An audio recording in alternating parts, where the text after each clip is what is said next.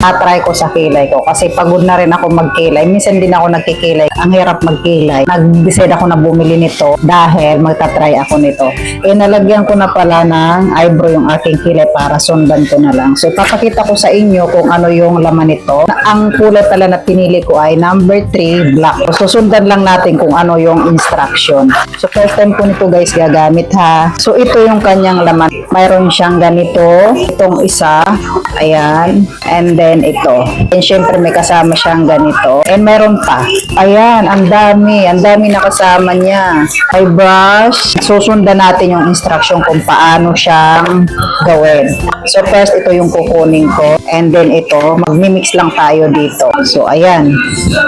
Kulay black yung pinili ko guys ha. And maglalagay lang ako dito. So, tansyahin lang natin guys kasi kaunti lang naman yung kilay ko. So ayan o. And then ito yung ininix natin. So, ganyan, tansyahin lang din natin yung dami. So, ayan yung kanyang dami. And then, imimix lang natin. Dito, pipili ako dito na gagamitin ko. Mayroon siyang gloves na kasama. And mayroon din siyang kasapang mix to panghalo. Mayroon siyang brush. Ito yung gagamitin ko.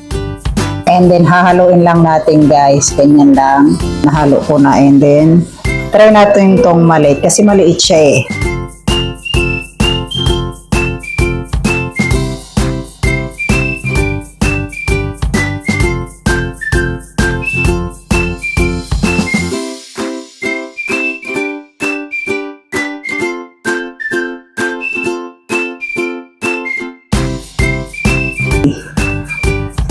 Alam niyo yung pag gigising sa umaga wala kang kilay.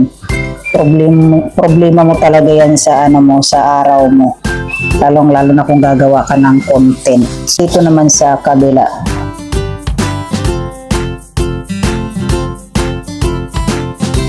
Gising ko muna yung mga paligid and then ibababad ko siya ng 20 minutes.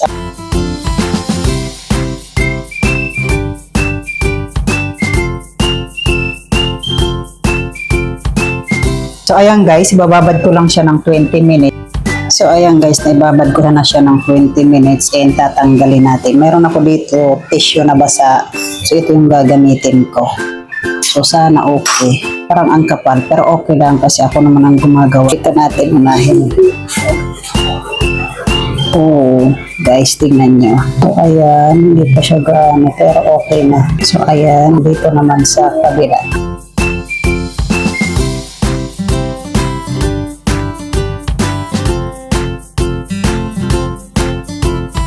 So, ayan.